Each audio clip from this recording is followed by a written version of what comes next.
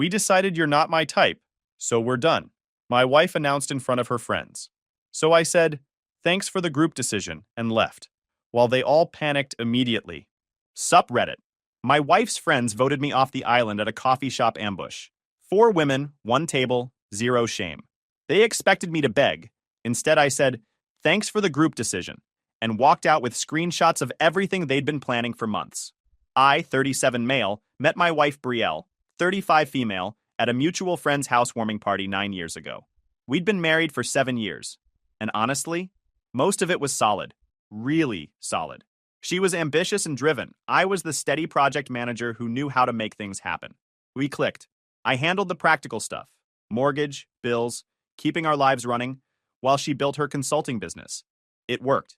We worked. I wasn't the flashy guy who needed constant attention. I was the guy who showed up every day, fixed things around the house, and actually listened when she talked about her dreams. Then, about a year ago, something shifted.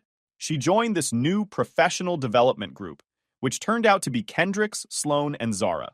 Suddenly, she was coming home later, dressing differently, talking about leveling up her network and optimizing her personal brand. Her friends went from occasional brunch companions to constant presences in our life, always in her ear, always pushing her towards something I couldn't quite see. The woman who used to curl up on the couch with me for movie nights started treating our home like a hotel. I ignored the red flags because after 7 good years of marriage, you don't expect your wife to suddenly turn on you. I thought she was just going through a phase. Then came the day. Brielle texted me that morning asking if I could meet her for coffee after work. Nothing weird about it. We used to do that all the time. I actually thought maybe she wanted to reconnect, talk things through like adults. So I showed up at this coffee shop downtown, expecting my wife. Instead, I walked in and found her sitting at a table with Kendricks, Sloan, and Zara, all 4 of them, waiting for me like some kind of intervention panel. I sat down. Vaughn, we need to talk. About what? I asked. Brielle finally looked up, wearing that fake concerned expression she used when she was about to fire someone at her boutique consulting firm. This isn't working anymore. The marriage, us, the whole situation. She waved her manicured hand between us like our years together were just some failed product launch that didn't meet quarterly projections. We've been talking. We? I interrupted. Kendricks leaned forward, already slipping into her corporate speak. Vaughn, honey, we can all see you're not happy. Brielle deserves someone who actually appreciates her growth journey. Growth journey. Right. That's what we were calling it now. Sloan nodded, doing her best therapist impression. Someone who matches her energy, her vision. You know? She paused like she was waiting for me to have some breakthrough moment. Zara didn't even look up from her phone, angling it like my marriage ending was content she could monetize later. Her thumb kept scrolling. Yeah, like, you guys are totally on different wavelengths now. It's actually sad to watch. I stared at these 3 women who'd apparently held a board meeting about my marriage. So, this is a group decision? I asked. Brielle had the decency to look uncomfortable for about 2 seconds. It's not like that. I think it's better if we end this before someone gets hurt. Before someone gets hurt. The irony would be funny if it wasn't so pathetic. So who is he? I asked quietly. The table went silent. Kendricks and Sloan exchanged glances. Zara actually looked up from documenting this disaster for her followers. Vaughn, Brielle said in that condescending tone that made me want to walk into traffic, this isn't about anyone else. This is about us not being compatible anymore. Compatible. I nodded slowly. After 7 years of marriage, you've suddenly decided we're not compatible. People evolve, Sloan offered helpfully, like she just solved world hunger. Relationships run their course, Kendricks added, smooth as a performance review. It's actually really common, Zara concluded, like she was reading from a self-help book she found in a bargain bin. I looked around at these women who appointed themselves judges and jury of my life. Brielle sat in the center, letting her friends speak for her, validate her, give her permission to blow up everything we built together. Well, I said, standing up and reaching for my wallet, thanks for the group decision. Really appreciate the democratic approach to ending my marriage. I dropped a 20 on the table and walked out, leaving them sitting there in stunned silence. Through the window, I could see them huddled together. I was almost to my car when I heard Kendricks' voice carry through the open patio door. See? Look how he didn't even fight for you. Just walked away like none of it mattered. Sloane's voice joined in. That's exactly what we were talking about. No passion, no effort. He just gave up. Girl, you made the right call, Zara added. A real man would have at least tried. I stood there for a second, keys in hand, listening to them rewrite reality in real time, turning my refusal to beg into proof that I never cared. Classic move. I got in my truck and left them to their narrative. 7 years of marriage, and she couldn't even do it alone. But they made one crucial mistake. They underestimated the quiet guy who pays the bills. The drive home gave me 25 minutes to process the absolute circus I just witnessed. 7 years of marriage ended in a public coffee shop with an audience of women who treated my life like their personal soap opera. My phone buzzed. Celeste, my sister. How are you? I'd mentioned Brielle and I were having issues, but I hadn't told her everything. Not about Cade, not about the late nights when Brielle would come home smelling like cologne I definitely didn't own. Not about how she'd started treating me like furniture, useful when she needed something, invisible the rest of the time. Like a public execution, I texted back. She brought her friends. Are you serious? Dead serious. Full committee. They had talking points. That's insane. I'm so sorry. Don't be. I'm not. And I wasn't. The initial shock was wearing off, replaced by this cold clarity I hadn't felt in months. I pulled into the driveway and just sat there for a minute, looking at the house we bought together 4 years ago. The mortgage was in both our names, but I'd been making the payments since Brielle's consulting business started experiencing challenges 8 months ago. Funny how she had plenty of money for new clothes, expensive dinners with the girls, and that weekend trip to wine country she took with potential clients. I headed to my home office and started making lists. Bank accounts, credit cards, subscriptions. She had 6 cards feeding off the joint account like a parasite with autopay. That meal delivery service she used 3 times and forgot about. The yoga app, the meditation app, that expensive gym membership she hadn't touched in months. Then I remembered the iPad. We had a shared iPad for household stuff, grocery lists, shared calendar, recipe apps. It lived on the kitchen counter and we both used it. I grabbed it and opened the Messages app. It was still synced to Brielle's iCloud account. She'd never bothered to set up separate profiles or turn off the sync. Every text message she sent from her phone was sitting right there on our shared device. I had my suspicions about who the other guy was. Cade, trust fund kid with the vintage Porsche and the carefully practiced smolder. I'd seen him at a few of Brielle's networking events over the past 6 months. The way she lit up around him, how she'd started dressing differently after those events.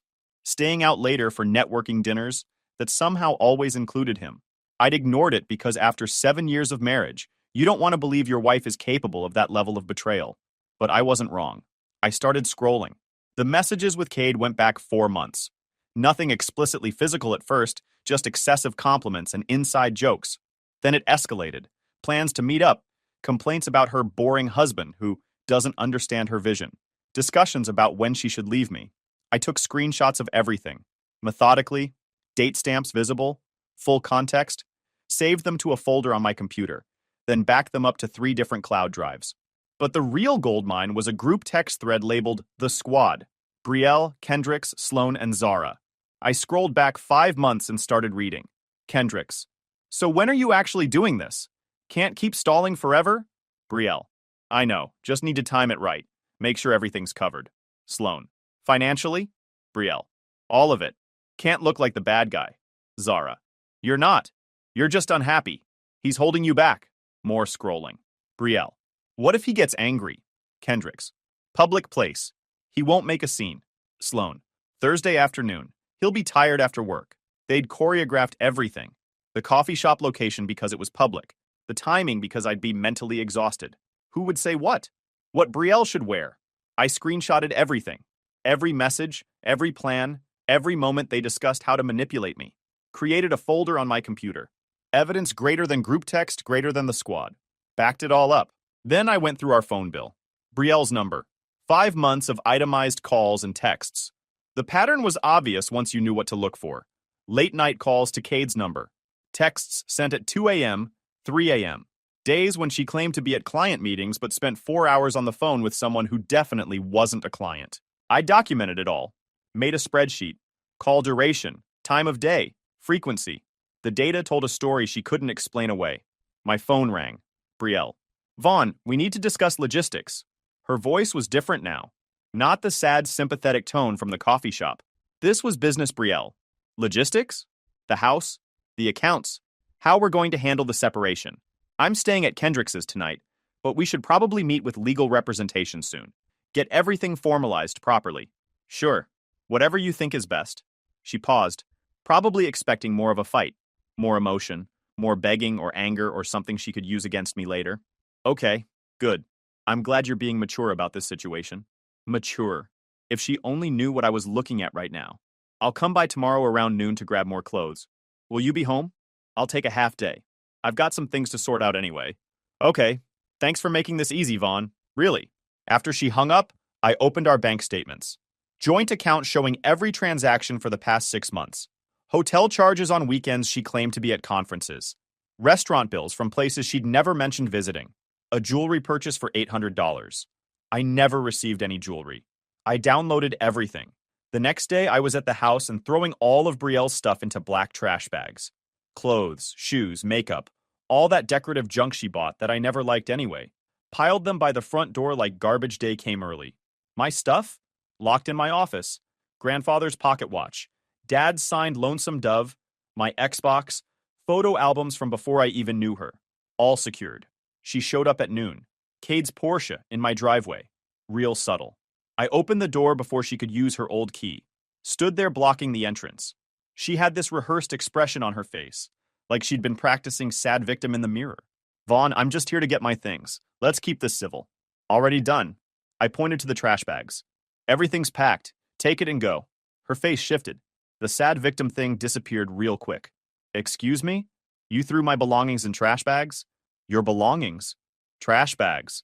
Seemed appropriate. Cade got out of his car. Walked up like he had any business being there. Hey man, let's all just stay calm.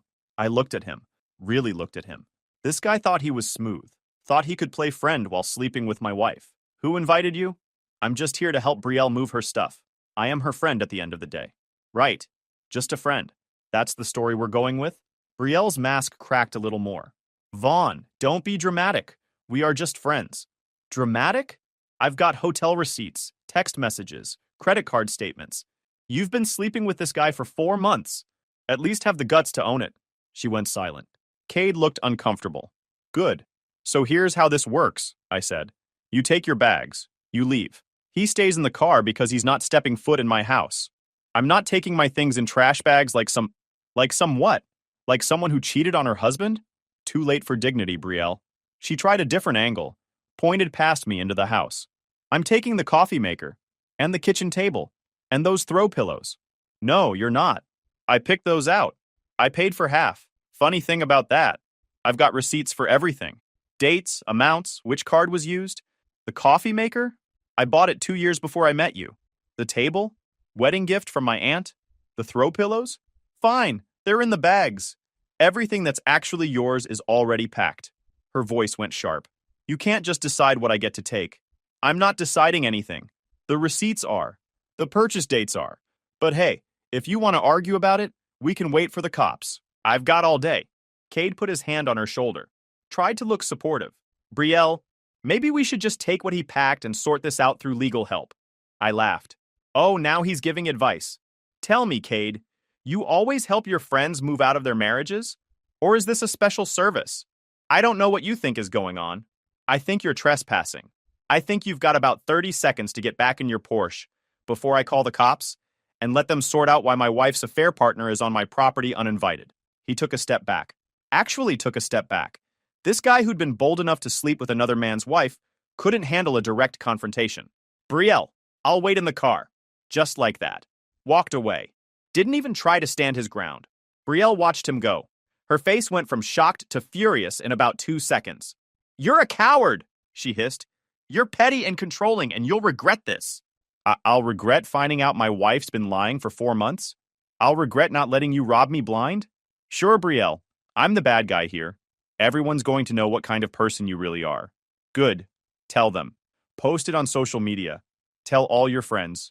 Let everyone know that when you cheated, I didn't beg you to stay. Let them know I packed your stuff in trash bags. I'm fine with that story. She grabbed 2 of the trash bags. Struggled with them. Too proud to make 2 trips, trying to carry everything at once. You'll hear from my legal team. Looking forward to it. Mine's already got copies of everything. She stopped. Turned around. You recovered my texts? Cloud backup is a beautiful thing, especially when someone doesn't know how it works. I could see her mentally scrolling through every message she'd sent, every detail she'd shared with Cade and her friends, every lie she'd told. Her hands were shaking when she picked up the last bag. Goodbye, jerk! Goodbye, biatch. She loaded everything into Cade's trunk. He didn't even get out to help, just sat there in the driver's seat looking straight ahead like a guy who just realized he'd signed up for way more drama than he wanted. They drove off. I watched until the Porsche turned the corner. Then I went back inside, locked the door, sat down at my kitchen table, the one my aunt gave us, the one Brielle tried to claim, and finished the inventory list I'd started that morning. My phone started buzzing 20 minutes later. Mutual friends asking what happened. Apparently, Brielle was already posting vague stuff about toxic men and emotional manipulation. I let her post fiction while my legal team stapled it to facts. I just forwarded everything to my legal representation and let the receipts do the talking. Over the next few weeks, my boss called me into his office. Vaughn, we need to discuss something sensitive. I sat down. His expression was off. Not quite angry, not quite uncomfortable. That corporate blend of concern and legal caution that meant somebody complained about something. What's going on? HR received a complaint, anonymous, but it involves allegations of inappropriate workplace behavior. My stomach dropped. Not because I'd done anything, because I immediately knew who was behind it. What kind of allegations? Harassment, creating a hostile work environment, making female coworkers uncomfortable. He slid a folder across his desk. These are serious, Vaughn. I have to follow protocol here. I opened it. The complaint was dated 2 days ago, 48 hours after I kicked Brielle out. The details were vague but damaging. Claimed I made inappropriate comments, stood too close to women, made them feel threatened with my aggressive demeanor. All nonsense. I worked in project management. My team was 6 people, 3 of them women who I'd worked with for 4 years. We had a good dynamic. Professional. 0 issues. This is fabricated, I said. That's what we need to determine. Until then, you're on administrative leave. Paid. Standard procedure during investigations. How long? Could be a week. Could be 2. Depends on how quickly HR can interview everyone involved and review the evidence. HR wanted a story, and she handed them a blank script with my name on it. I drove home trying to process it. Brielle had actually done it. She'd tried to destroy my career because I wouldn't let her take my coffee maker. The pettiness was almost impressive. My phone buzzed. Her number showed up on caller ID. She'd hidden it initially, but when I called back, it rang through to her voicemail. Bet you regret being such a jerk now. Should have just let me take what I wanted. Could have avoided all this mess. But you had to be difficult. Actions have consequences, Vaughn. Screenshot. Saved. Backed up. She thought hiding her caller ID would cover her tracks. Didn't realize I could still trace it back. But that text was everything. Proof she was behind the complaint. Proof she'd weaponized HR as revenge. I called my legal team. Explained the situation. Sent them the text. This is admission of malicious interference. And if the complaint's proven false, she's opened herself up to serious liability. What do? Nothing. Let the investigation run its course. Document everything. And when HR clears you, we use this as ammunition in the divorce. The next 8 days were torture. I couldn't work. Couldn't focus. Just sat at home knowing my reputation was being dissected by people who didn't know me. My coworkers were being interviewed about incidents that never happened. My boss was probably wondering if he'd missed red flags about me all these years. I kept checking my phone, waiting for updates. My legal team told me to stay off social media. Don't respond to anything. Don't defend myself publicly. Let the investigation play out. Easy advice to give. Harder to follow when you know someone's actively trying to destroy your life. Meanwhile, Brielle was posting cryptic messages on social media. Things about standing up to toxic men, finding your voice, supporting survivors. Every post had dozens of comments from people who didn't know the full story. Didn't know she was talking about a fake HR complaint she'd filed as revenge. Kendricks, Sloan, and Zara were all commenting with heart emojis and empowerment messages. The whole thing was a performance. Theater for an audience that had no idea they were watching fiction. I screenshot every post, sent them to my legal team. They added them to the growing file labeled Evidence of Malicious Intent. Celeste called me every day, checked in, made sure I wasn't spiraling, reminded me that the truth would come out. Easy for her to say. She wasn't the one on administrative leave wondering if her career was about to implode. On the 8th day, my boss called. Come in tomorrow. HR wants to meet. I showed up at 9. Conference room. HR director, my boss, and a woman from the legal department I'd never met. Mr. Hayes, we've completed our investigation, the HR director said. We interviewed your entire team, reviewed security footage, examined your email and chat history. We found no evidence supporting the allegations. In fact, every single person we spoke with vouched for your professionalism. The relief hit me like a truck. So I'm cleared? Completely. You'll receive full back pay for the leave period. This will not appear on your record. We take false accusations very seriously and will be looking into who filed this complaint. I know who filed it, I said, and I can prove it. I showed them the text. Brielle's number was traceable despite her attempt to hide it. The timestamp matched up. The content was explicit. The legal woman didn't look shocked. She looked annoyed, like Brielle had wasted billable hours. This is your ex-wife, soon to be. We're separated. She wasn't happy about how I handled moving her stuff out. HR didn't look excited. They looked tired. They told me to keep documenting everything and let their legal team handle the workplace side. My attorney sent Brielle a cease and desist for harassment and interference, and I made a police report for harassment, so there was an official paper trail if she kept trying to mess with my job. My legal team was practically giddy when I called them. This is perfect. Between the affair evidence, the false HR complaint, and her admission via text, she's got zero leverage in the divorce. We're going for full separation of assets.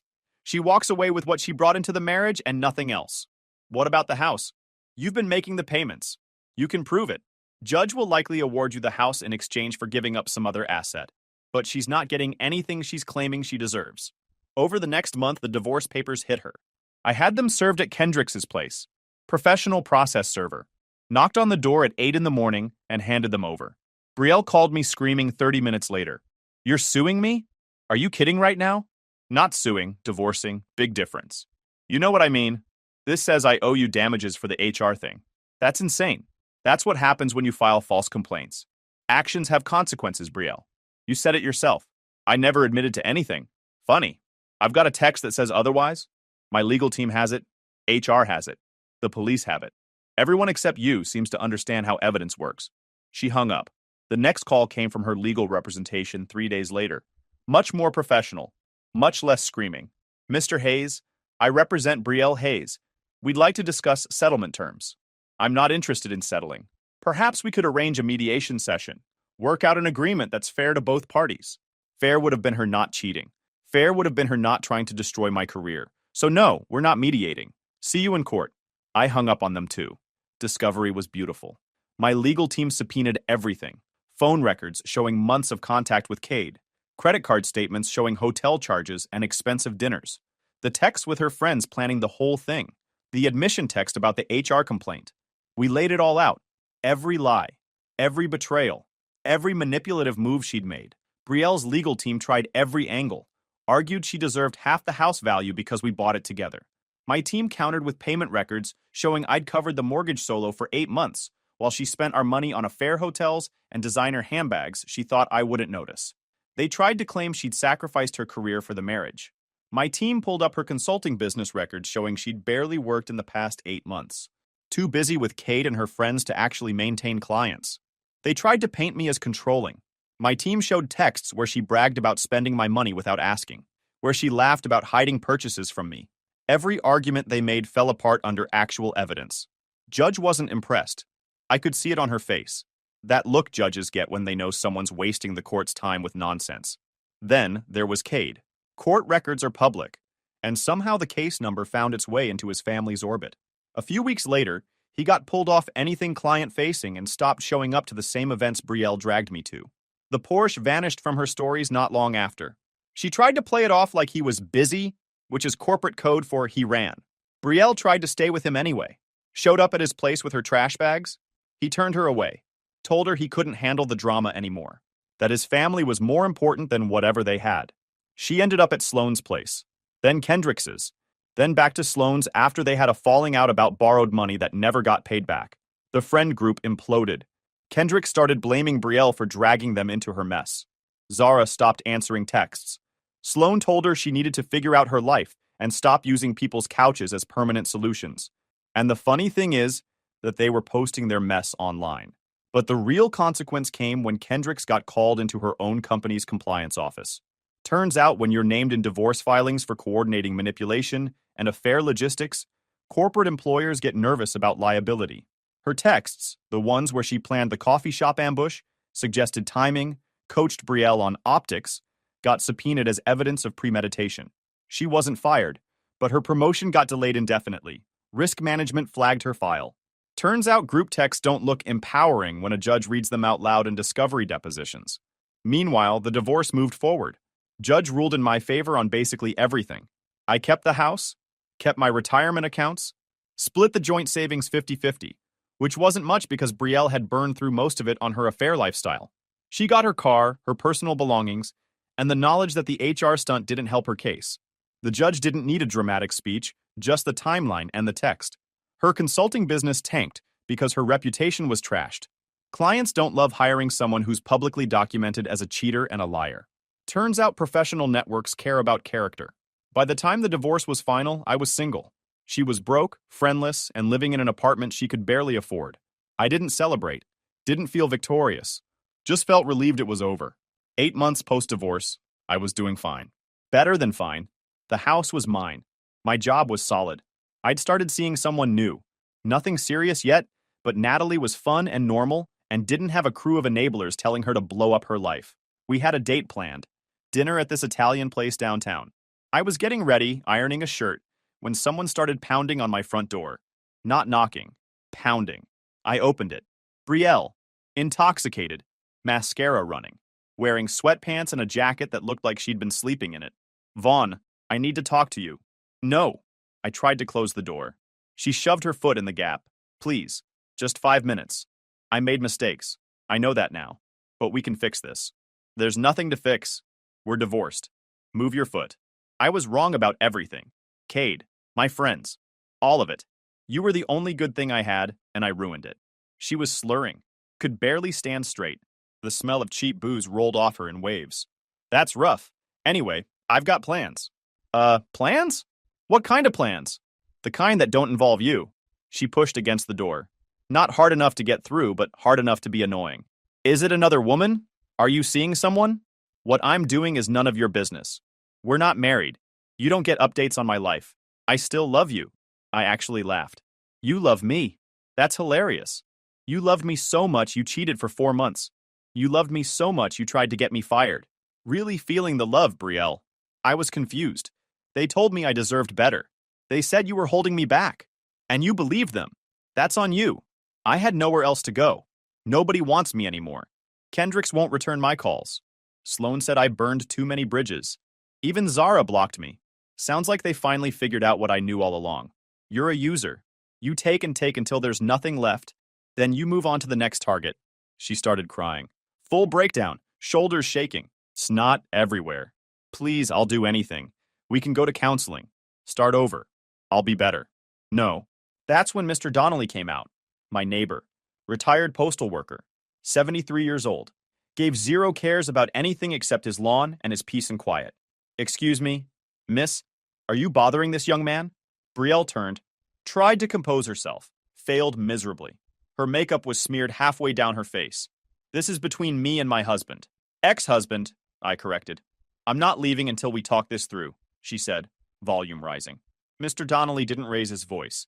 He raised consequences. Stood there in his bathrobe and slippers like a bouncer at a country club. The man had survived 30 years of postal service. An intoxicated ex-wife didn't intimidate him. Miss, you're creating a disturbance. Intoxicated and disorderly on private property. I've already called the non-emergency line. Police should be here in about 10 minutes. Brielle's face went white. You called the cops on me? I called the cops on a public disturbance. You're shouting, stumbling around, harassing a resident. That's what we do in this neighborhood. We maintain standards. Standards? I lived here for 4 years. And now you don't, Mr. Donnelly said flatly. Property rights terminated upon divorce. You're trespassing. I'm not harassing anyone. I'm talking to my husband. Ex-husband, I said again. You people are insane, she said. Insane is showing up intoxicated at someone's house 8 months after you cheated on them, I said. Insane is thinking I'd take you back after you tried to destroy my career. Natalie's car pulled up. Perfect timing. She got out, saw the scene, and stopped at the end of the driveway. Vaughn, everything okay? Brielle's head whipped around, stared at Natalie like she couldn't process what she was seeing. Who is that? My date. Natalie, this is Brielle. She was just leaving. Natalie nodded politely but stayed by her car. Smart woman. Brielle looked between us. Her face did this thing where she cycled through about 6 emotions in 3 seconds. Shock, anger, Jealousy. Despair. You replaced me already? I didn't replace you, I moved on. Big difference. With her? Really? She's not even— Careful, I interrupted. Say something stupid and it'll just prove I made the right choice divorcing you. Mr. Donnelly cleared his throat. Police are 2 minutes out. You should probably move along unless you want to add an intoxicated and disorderly to your evening. Brielle looked at me one more time, like she expected me to suddenly change my mind. Invite her in. Call off my date. Pretend the last year never happened. This is really it? You're not even going to consider— It was really it 8 months ago when the divorce was finalized. This is just you finally accepting reality. She backed away from the door, nearly tripped over her own feet, caught herself on the railing. You're a cold person, Vaughn, you know that? No empathy, no forgiveness. I'm a person who learned his lesson. Don't cheat, don't lie, don't try to destroy someone's career. Pretty basic stuff. Red and blue lights appeared at the end of the street. She saw them. Panic set in. Fine, I'm leaving. You'll regret this someday. Doubt it. She stumbled to her car, an old Honda with a dented bumper and mismatched panels. The Porsche days were long gone. She got in, fumbled with her keys, and somehow managed to start the engine. The police car stopped behind her. 2 cops got out, saw her in the driver's seat, saw the way she could barely hold her head straight. One of them knocked on her window, started talking to her. She tried to explain, tried to justify. They made her get out. Field sobriety test.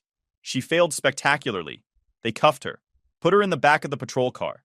One of the cops came over to talk to Mr. Donnelly and me. She been bothering you? She's my ex-wife, I said. Showed up intoxicated. Wouldn't leave. You want to press charges for trespassing? I thought about it. Looked at Brielle in the back of the patrol car.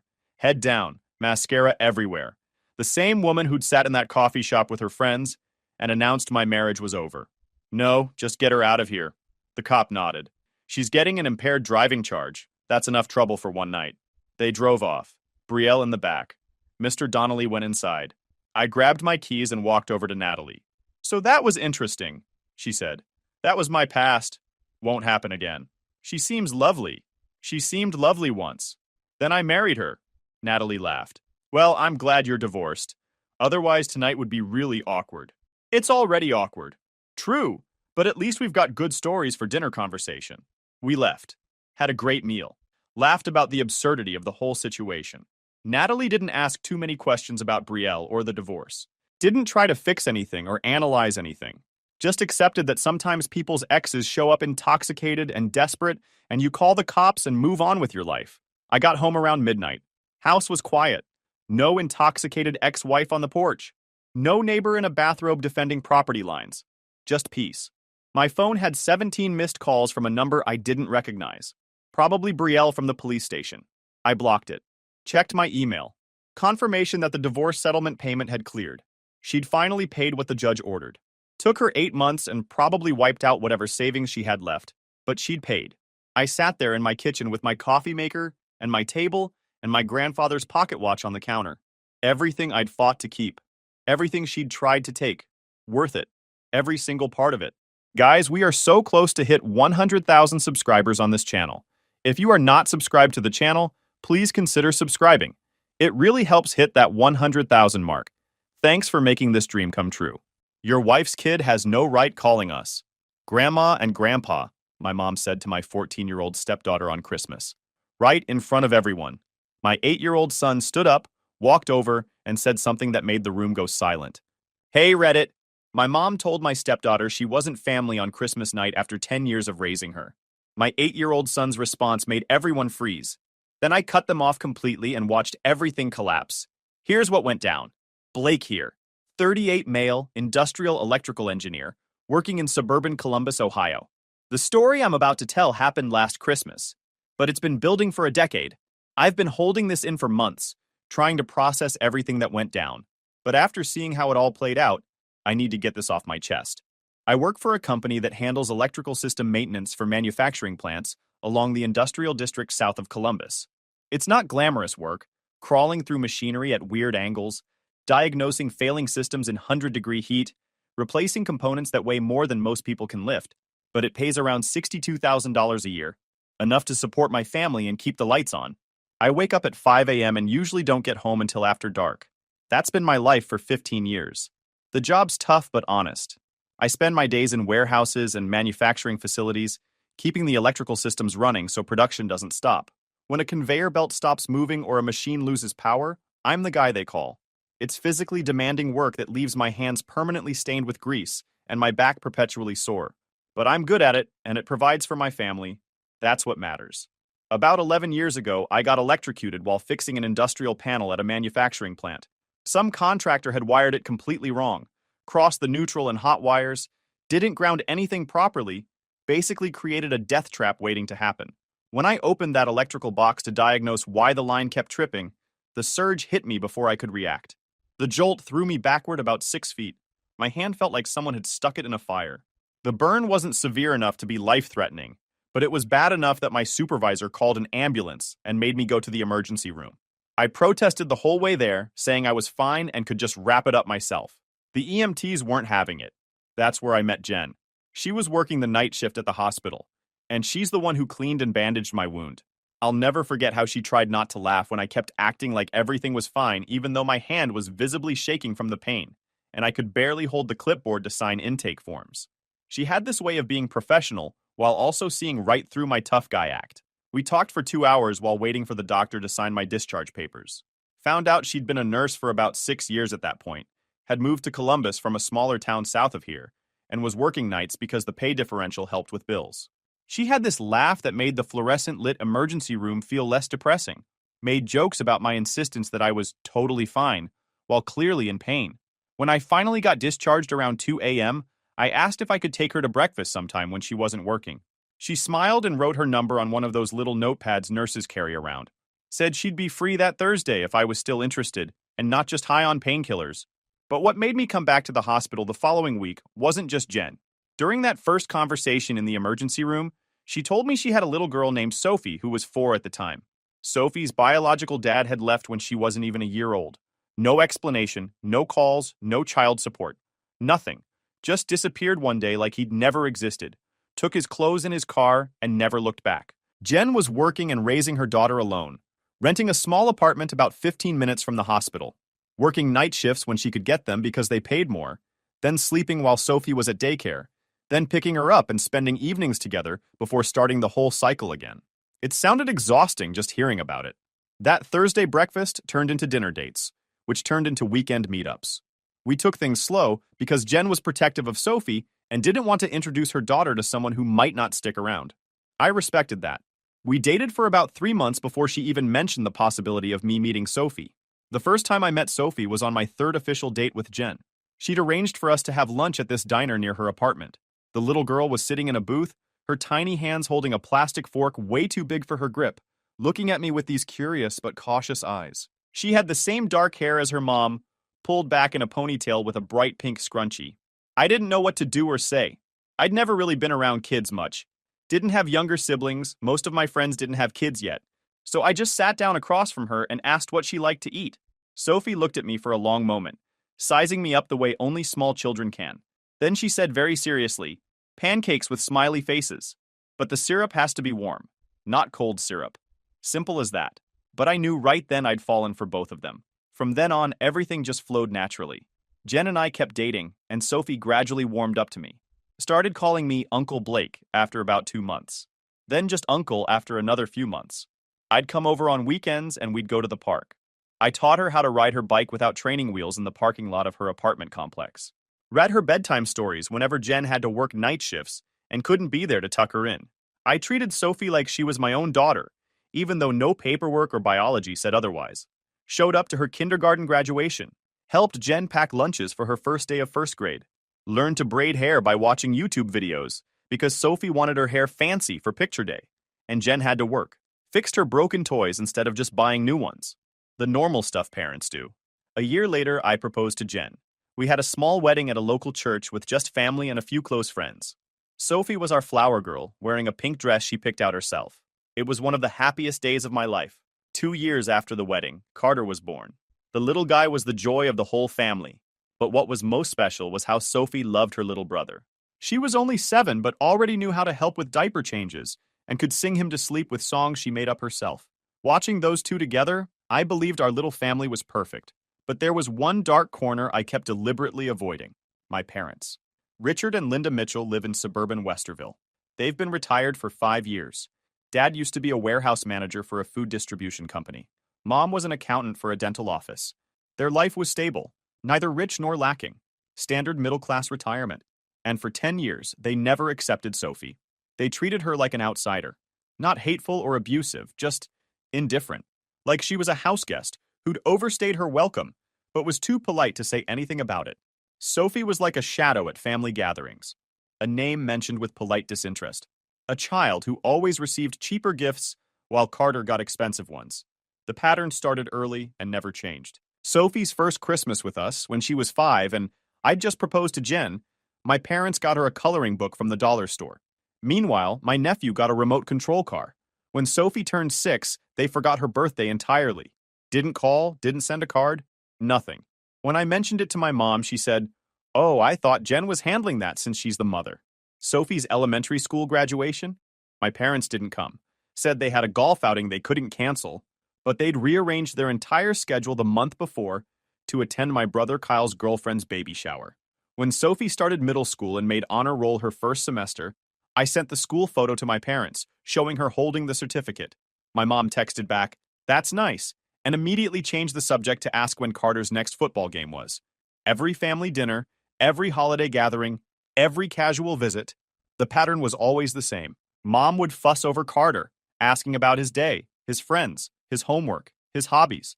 Dad would ruffle Carter's hair and tell him stories about when he was young. Meanwhile, Sophie would sit there trying to contribute to conversations, only to be met with polite nods before the topic shifted back to Carter. The gift disparity got worse as the kids got older.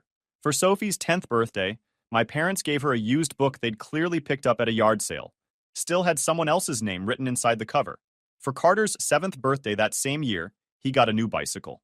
When Sophie needed supplies for a school project, my parents said they couldn't help because money was tight, but they had no problem buying Carter a brand new football helmet and cleats the following week. I saw it all. I knew it all. But I kept telling myself that time would change everything, that my parents just needed more time to open their hearts. I was wrong. Time didn't change anything. It just let everything build up until it exploded. Last Christmas night, everything I'd tried to hold together for 10 years completely collapsed in just a few minutes. I'd been through nearly 10 Christmases with Sophie, bringing her to my parents' house dozens of times, watching her stay quiet and try to fit in. But I'd never felt as ashamed as I did last Christmas when my parents acted like she was just some stranger who'd wandered into their party by mistake. My parents' house was decorated just as it was every year. The old plastic Christmas tree they bought from a store that closed 15 years ago. Cheap cinnamon candles and 2 piles of gifts under the tree. The size difference was so obvious that anyone could tell which was which. The left pile was 3 times taller than the right one. I didn't need to guess which pile was for whom. The atmosphere in that cramped living room was as fake as the decorations. Mom enthusiastically greeted Carter with a warm hug right at the door, while she just nodded slightly at Sophie like she was a delivery person. Dad sat in his old recliner, eyes glued to the football game on TV, only looking up when Carter ran over to say hi. Meanwhile, Sophie stood in the corner of the room, clutching the paper bag with the gift she'd prepared herself, trying to smile like everything was normal. Jen squeezed my hand, her eyes asking if we should stay. I squeezed back, trying to send the message that everything would be okay. But deep down, I already felt something was wrong. Dinner passed in a tense atmosphere disguised by small talk about weather and gas prices. The meal itself was standard Christmas fare.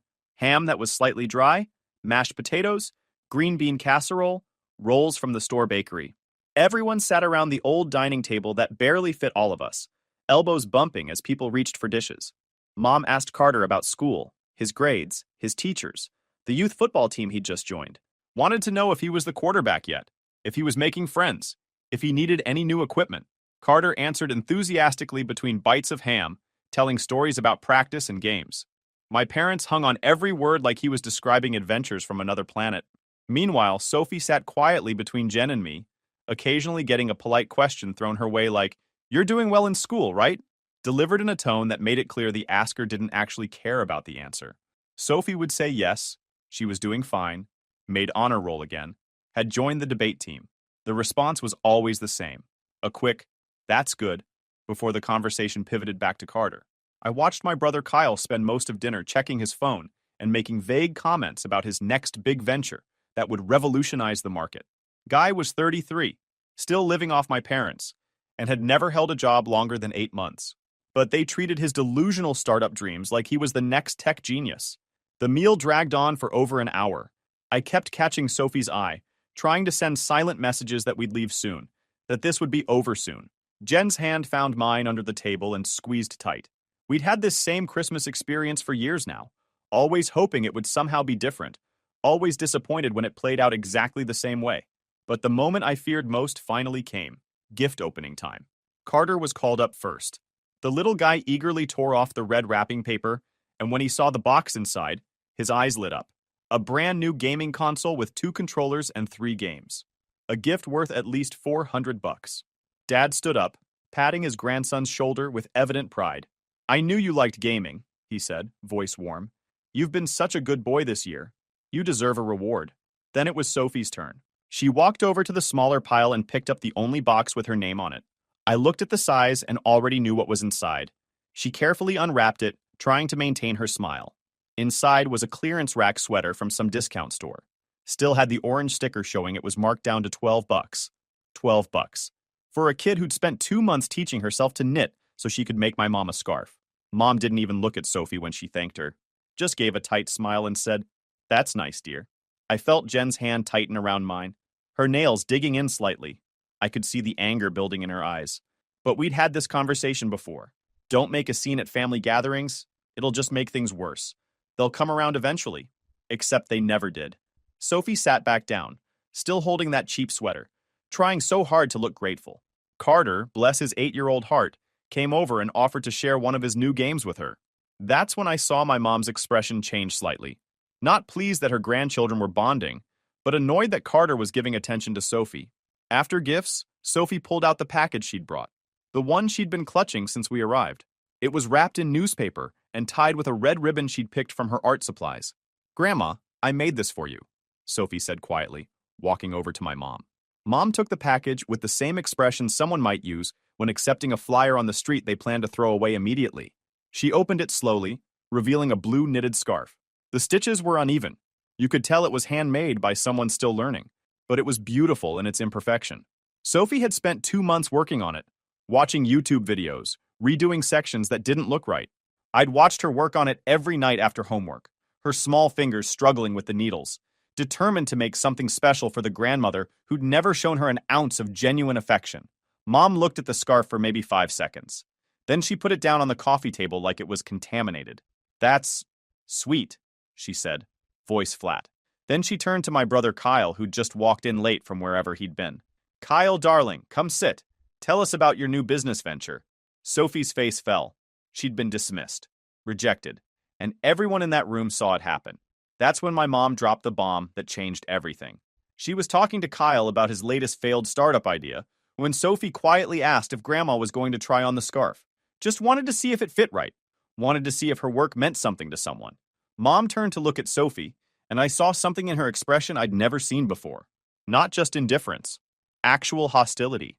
"Your wife's kid doesn't have the right to call us Grandma and Grandpa," Mom said, her voice loud enough for everyone to hear. She looked straight at me. "I only have one grandson." The room went completely silent. The football game kept playing on TV. The cheap candles kept flickering. But every person in that room had stopped breathing. Sophie's face went pale. Jen's hand went to her mouth. My dad didn't even look up from his recliner, which told me everything I needed to know about whether he agreed with his wife. I was about to stand up when something unexpected happened. Carter, my 8-year-old son, put down his new gaming controller. He walked across the room to where Sophie was standing frozen. Then he looked directly at his grandmother and said something that made every adult in that room go quiet. "If Sophie's not your granddaughter, then I'm not your grandson."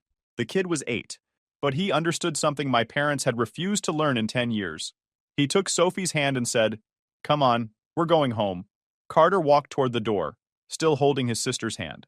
Sophie was crying now, silent tears running down her face. Jen was already grabbing our coats, and I was standing there looking at my parents, trying to find any words that would make sense of what had just happened. But there were no words. Just the sound of Carter's little feet walking away from people who didn't deserve to be called his grandparents. "Blake, don't be dramatic," Mom said, her voice sharp. "I'm just saying the truth. She's not blood family." "Neither is Jen," I said quietly. Should I divorce her because she's not blood? That's different, Dad finally spoke up. Jen's your wife. The girl is just what? I cut him off. Just a kid I've been raising since she was 4? Just a kid who calls me dad even though she doesn't have to? Just a kid who made a gift for someone who won't even look at her? My mom stood up. We have been nothing but kind to that girl. Kind? Jen's voice was shaking. You gave her a $12 clearance sweater while Carter got $400 worth of gifts. You've been tolerating her existence, not being kind. How dare you? Mom started. We're leaving, I said, and we're not coming back. Blake, you're overreacting. No, Mom. I'm 10 years too late with this reaction. We left. Carter still held Sophie's hand the entire drive home. Nobody talked. The silence in the car was heavy, but not uncomfortable. More like everyone was processing what had just happened and didn't have words for it yet. The Christmas lights decorating houses along the way blurred past the windows, all those cheerful displays feeling like mockery after what we'd just experienced. When we got to our house, Sophie went straight to her room. I heard her crying through the door, but Jen said to give her space, that she needed time to process everything on her own terms. Jen went up about 20 minutes later and stayed with her for over an hour. I could hear quiet talking but couldn't make out the words. Carter came downstairs after changing out of his dress clothes. Sat next to me on the couch where I was staring at nothing, not even bothering to turn on the TV. Dad, are Grandma and Grandpa bad people? He asked. How do you answer that to an 8-year-old? I settled on, they made a bad choice today. Sometimes people make bad choices. But they've been making that bad choice for a long time, haven't they? To Sophie? Kid was more perceptive than I'd given him credit for. Yeah, buddy, they have been. Then they are bad people, he said, with the kind of certainty only children possess. Good people don't keep making the same bad choice over and over when they know it hurts someone. Can't argue with 8-year-old logic when it's that solid. That night, I couldn't sleep. Kept replaying everything in my head. Not just Christmas night, but years of accumulated moments. All the times I'd made excuses for my parents' behavior. All the times I'd told Sophie to be patient, that they'd come around eventually. All the times I'd chosen keeping the peace over standing up for my daughter, because that's what she was. My daughter. Not biologically, but in every way that actually mattered. And I'd failed her by letting this go on for so long. The next morning, I made a decision that I should have made years ago. For the past 8 years, I'd been sending my parents $1,200 every month. They'd been struggling since retirement. Dad's pension from the warehouse management job wasn't as generous as they'd expected, and they had debt from repeatedly bailing out my brother Kyle's various failed business ventures.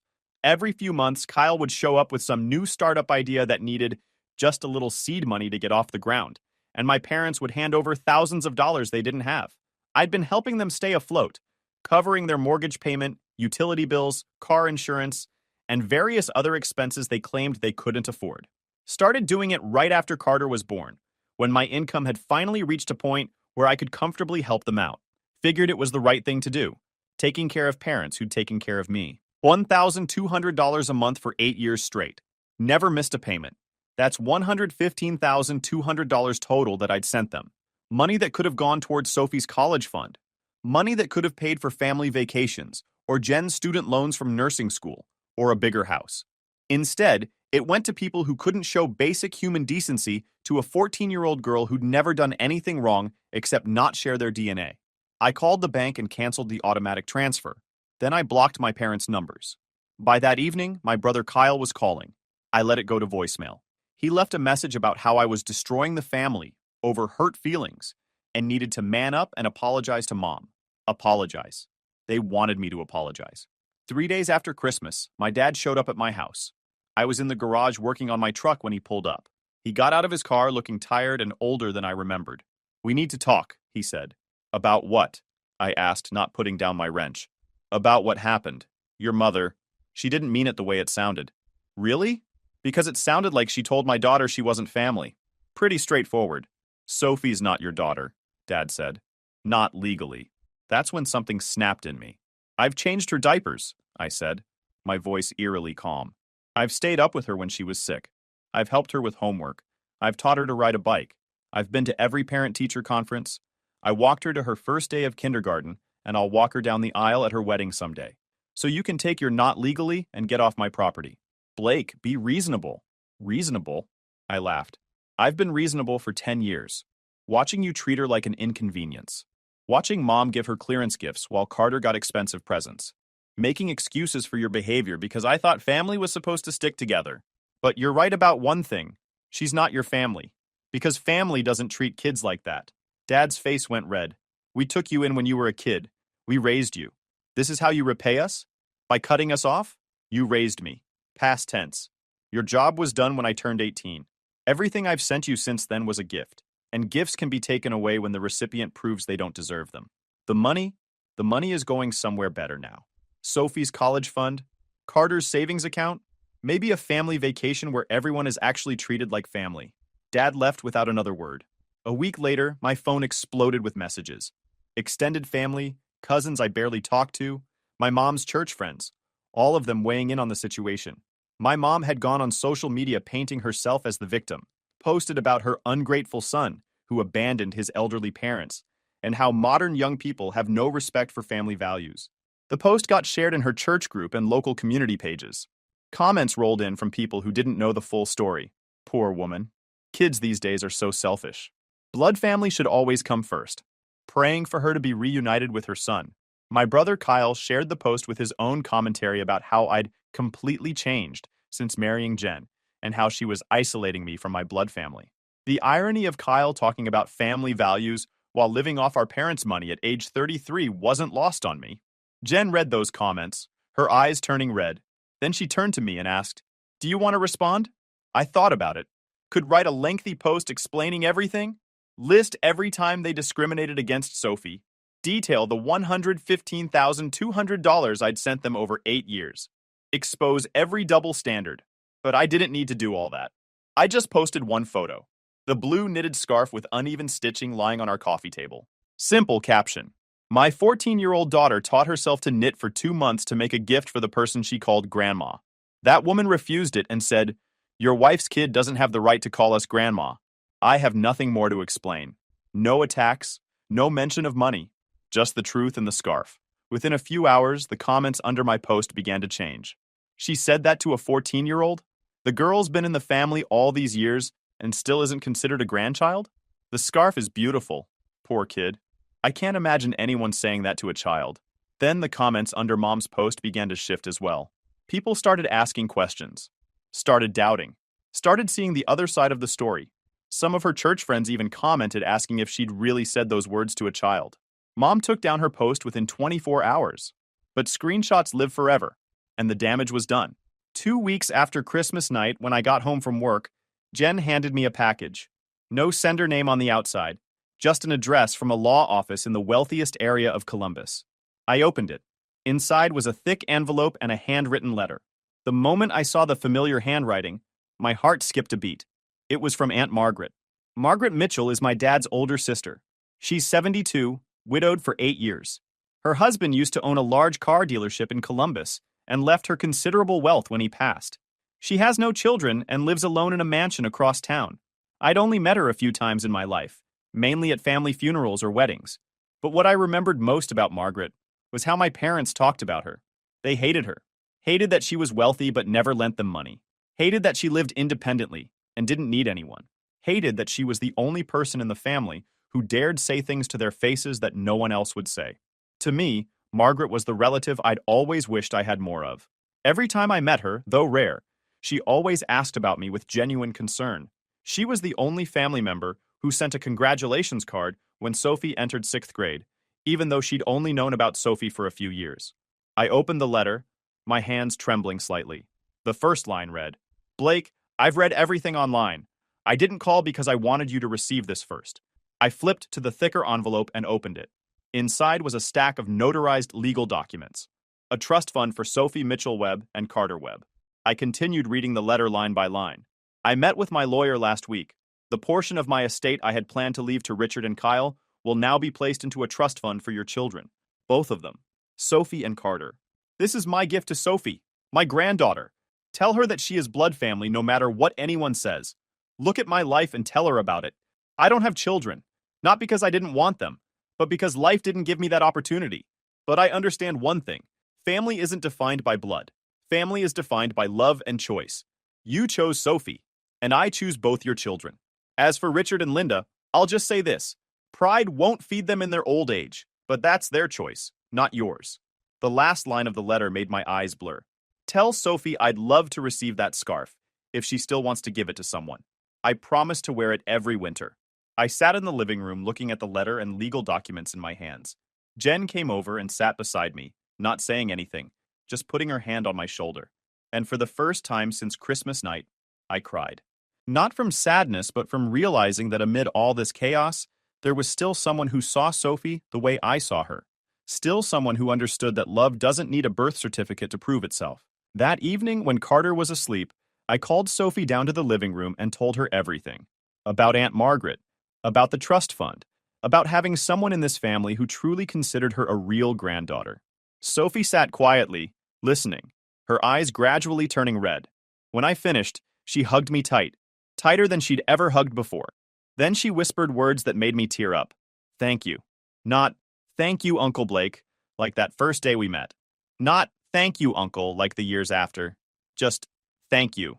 Jen came out from the hallway carrying Carter.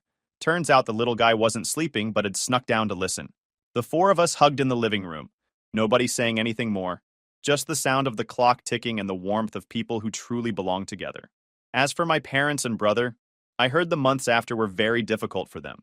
The money I'd been sending monthly suddenly disappeared, and debt started piling up. They'd been living beyond their means for years, assuming I'd always be there to bail them out. Without my $1,200 monthly contribution, they couldn't make their mortgage payments. The credit cards they'd been paying minimum balances on started going into collections. The car they'd been leasing got repossessed.